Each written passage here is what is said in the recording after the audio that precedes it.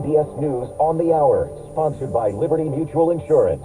I'm Deborah Rodriguez. We got word this past hour of another hit to the U.S. banking system. SVB Financial Group, former parent company of Silicon Valley Bank, is filing for Chapter 11 bankruptcy protection. SVB was cut loose after Silicon Valley was seized a week ago. Correspondent Jared Hill. The Federal Reserve said it's already loaned around $12 billion to cash-strapped banks just this week, all of it through its new emergency lending facility. Yesterday, 11 big banks rushed to rescue First Republic with a $30 billion deposit. Chinese President Xi Jinping will head to Russia next week to meet with President Putin in a show of support for his invasion of Ukraine.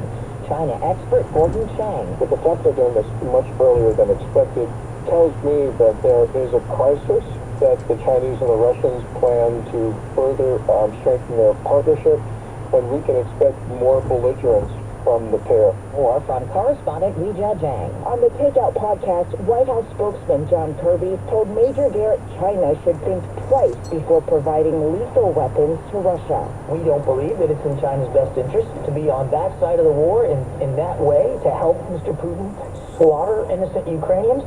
We don't believe it's in China's best interest, but obviously that they'll have a choice to make. Correspondent Ramy Inocencio reports from a portion of southern Ukraine that's been under Russian bombardment. Victor Carlin and his wife Luba, both 44, lost their lives. Now orphaned, their teenage daughter Snezhana and her 7-year-old brother in intensive care. This far-removed farming village has no apparent strategic value. Since the war started, half of this village's 600 people have fled.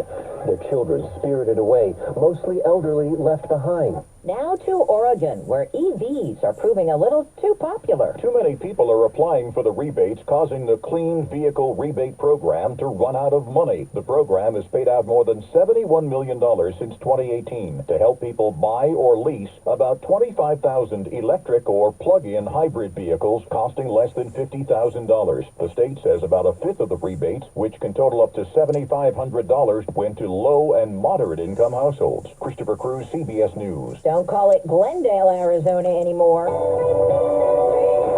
It's Swift City today as Taylor Swift kicks off her highly anticipated Eras tour with back-to-back performances at State Farm Stadium. This morning, the singer dropped 4 previously unreleased songs. 3 are re-recording. This is CBS News. Well, that's today's news. Today's news. I didn't hear any good news, did you? I didn't think so. I guess it's all about perspective. The glass is half full.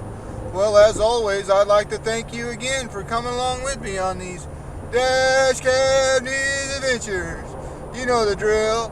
Peace, love, and all that hippie jazz. Bye-bye, everybody.